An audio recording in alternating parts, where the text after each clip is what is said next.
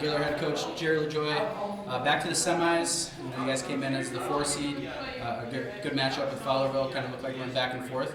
Talk about that quarterfinal match and how you guys were able to advance to the semis. Well, we hit them right where they were strong right at the get-go, so we knew we were going to come out behind. But we got through our middleweights, and then we started picking up steam. Had a huge shift at 165, which was a kid started believing in himself and came away with a stick. That's a 9-point swing, so that was a good match. And then our hammers came through and did what they do. Yeah, you talk about your hammers. You've got a couple of returning state champs and 4 or 5 guys in the top 3. How huge is that for you to have the back half of your lineup be as solid as it is? It's nice. You start with Loudon. We bumped him up a little bit today, and you got Zane Willoughby, who can wrestle with anybody in the state of Michigan. He's extremely dangerous. And then you came in with you have Gotro and Benzinger both weighed in at 75, so they can go back and forth and give us our matchups we want. And then you had Hush, who comes through. And you got Caden Sides, who's unbelievably getting better every day, and he's starting to figure out wrestling, how to wrestle smart.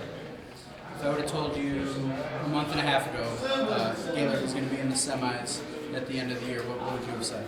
I would wondering what you did the night before. So we'll keep it at that. The boys came together, and and that's half the battle with coaching is how we were down early, kids hurt, concussions, and other issues. And finally had a couple of kids not come back out, and next thing you know, they're back out and bought into what we were doing again, and now we're here, and we're in the state semifinals, so it's a good day. Awesome. I guess my question mainly, did anything specific happen towards the end of the year? Was there a turning point that you saw? I know you guys had a tough regional.